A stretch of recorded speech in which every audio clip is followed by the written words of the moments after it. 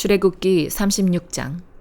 그러니 브살렐과 오홀리압과 여호와께서 기술과 능력을 주어 성소 짓는 모든 일을 할 수 있는 재능 있는 모든 사람들은 여호와의 명령에 따라 그 일을 수행할 것이다. 그러고 나서 모세는 브살렐과 오홀리압과 여호와께 지혜를 얻고 기꺼이 와서 그 일을 하려는 마음이 있는 사람들을 불러 모았습니다. 그들은 이스라엘 백성들이 성소 짓는 일을 위해 가져온 모든 예물들을 모세에게서 받았습니다. 그러고 나서도 백성들은 아침마다 끊임없이 기꺼이 예물을 가져왔습니다. 그러자 성소 일을 맡아 하던 모든 기술자들은 일을 멈추고 와서 모세에게 말했습니다. 여호와께서 명령하신 일을 하는데 백성들이 필요 이상으로 가져오고 있습니다. 그러자 모세는 명령을 내렸습니다. 그 명령은 온 진영에 선포됐습니다. 남자나 여자나 성소를 위해 드리는 예물은 이제 그만 가져오도록 하라. 그러자 백성들은 더는 가져오지 않았습니다. 이미 있는 것만으로도 모든 일에 쓰고 남을 만했기 때문입니다. 일꾼들 가운데 뛰어난 기술자는 고운 배실과 청색실, 자주색실, 홍색실로 휘장 10폭의 성막을 만들고 또 그 위에 그룹을 수놓았습니다. 휘장은 각각 길이 28규빗, 폭 4규빗으로 모두 같은 크기였습니다. 휘장은 5폭을 이어 한 폭을 만들고 나머지 5폭으로 한 폭을 만들었습니다. 그러고 나서 그 한 벌의 한쪽 끝자락에 청색 고리를 만들고 또 다른 한 벌의 한쪽 끝자락에도 그렇게 했는데 한쪽 휘장에 고리 50개, 또 한쪽 휘장에도 고리 50개를 만들어 고리가 서로 마주보게 놓고는 휘장 한 끝에 금 갈고리 50개를 만들어 그것으로 휘장 2벌을 하나로 이었습니다. 그들은 성막 위를 덮을 것으로 염소톨로 휘장 11폭을 만들었는데 휘장은 각각 길이 30규빗, 폭 4규빗으로 같은 크기였습니다. 그들은 휘장 5폭을 한 폭으로 잇고 다른 6폭을 또 한 폭으로 이었습니다.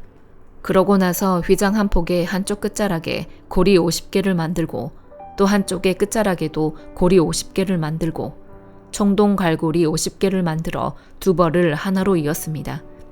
그러고는 그 위에 덮개로 붉게 물들인 양가죽 덮개를 만들고 또 그 위에는 해달가죽 덮개를 만들었습니다.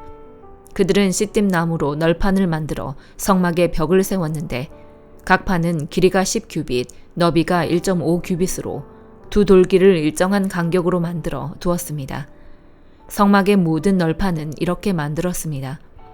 성막 남쪽에 세울 널판은 20개였는데 가운데 구멍을 낸 은 받침대 40개를 만들어 각 널판에 받침대 2개씩 곧 각 돌기에 하나씩 끼우게 했습니다. 성막 다른 쪽, 곧 북쪽에 세울 널판은 20개였는데 은 받침대를 각 널판에 2개씩 모두 40개를 만들어 끼웠습니다. 성막 뒤쪽, 곧 서쪽에 세울 널판은 6개였는데 성막 뒤쪽의 양쪽 모퉁이에는 널판을 2개씩 만들어 댔습니다. 곧 이 2 모퉁이에는 널판을 이중으로 대고 고리 하나로 고정시켰습니다. 양쪽 모퉁이에 모두 그렇게 했습니다. 이렇게 해 널판 8개와 각 널판에 은 받침대 2개씩 해서 모두 16개가 있었습니다.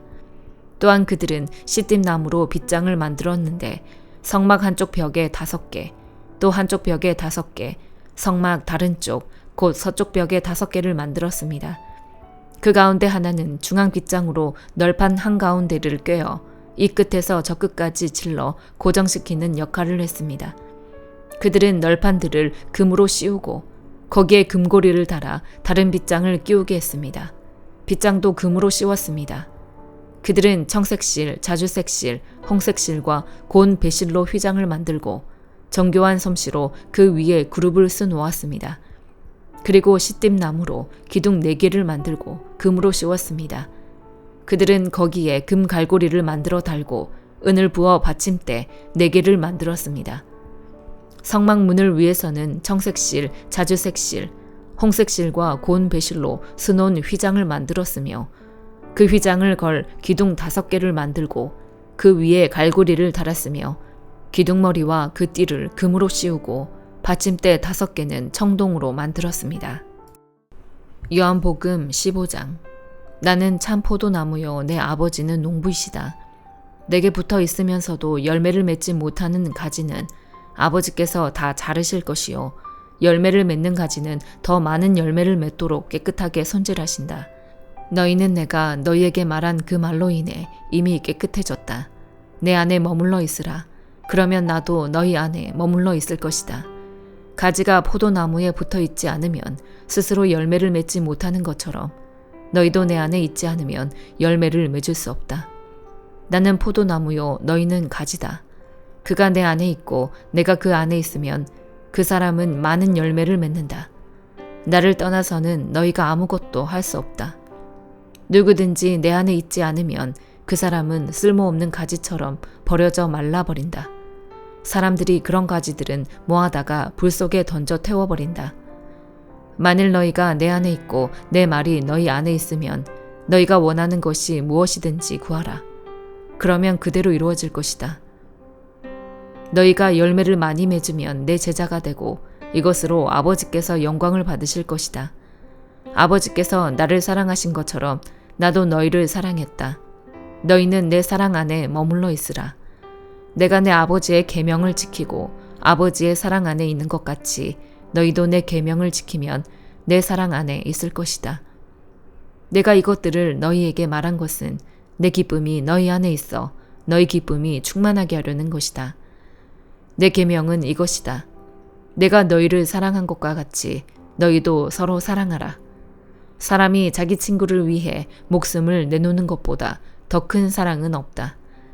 너희가 만일 내 계명을 지키면 너희는 내 친구다. 나는 이제부터 너희를 종이라고 부르지 않겠다. 종은 주인의 일을 알지 못하지만 나는 너희에게 내 아버지께 들은 것을 모두 알려주었으니 친구라고 부르는 것이다. 너희가 나를 택한 것이 아니라 내가 너희를 택해 세운 것이다. 그것은 너희가 가서 열매를 맺어 그 열매가 계속 남아있게 하려는 것이다. 그러므로 너희가 무엇이든지 내 이름으로 구하면 아버지께서 너희에게 주실 것이다. 내가 너희에게 명하는 것은 이것이다. 너희는 서로 사랑하라. 만일 세상이 너희를 미워하거든 너희보다 먼저 나를 미워했다는 것을 알라. 만일 너희가 세상에 속해 있다면 세상이 너희를 자기 것으로 여기고 사랑할 것이다. 그러나 너희는 세상에 속해 있지 않고 내가 세상에서 너희를 택했으므로 세상이 너희를 미워할 것이다. 내가 너희에게 종이 주인보다 더 높지 않다고 한 말을 기억하라. 사람들이 나를 핍박했으니 너희도 핍박할 것이요. 사람들이 내 말을 지켰으니 너희 말도 지킬 것이다. 그들은 너희가 내 이름을 믿는다는 이유로 이런 모든 일들을 너희에게 행할 것이다.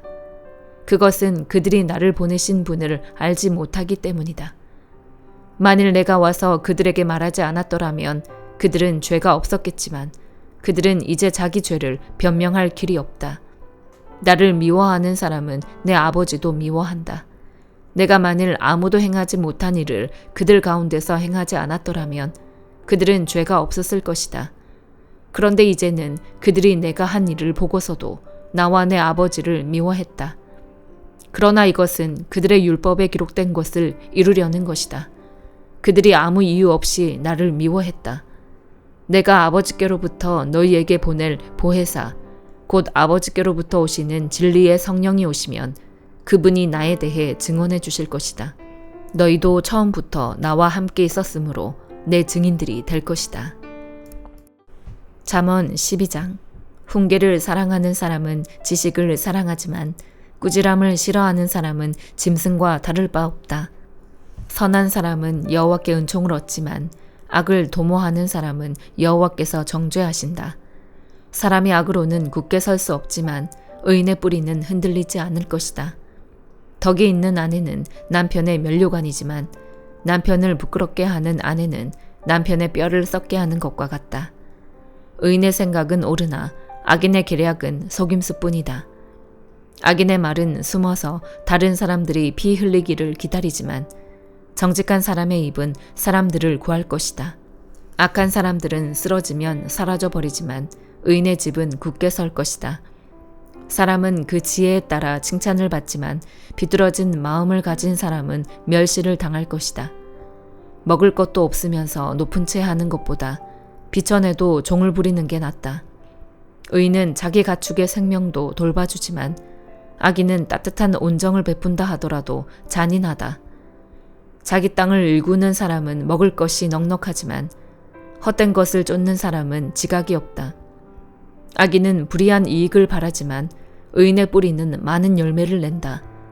악한 사람은 자신의 입술 때문에 죄의 덫에 걸려들지만 의인은 고난에서 빠져나갈 것이다. 사람은 열매 있는 말을 해 좋은 것으로 배부르고 손이 수고한 만큼 보상을 받을 것이다. 바보는 자기 길이 옳다고 하지만 지혜로운 사람은 조언에 귀를 기울인다.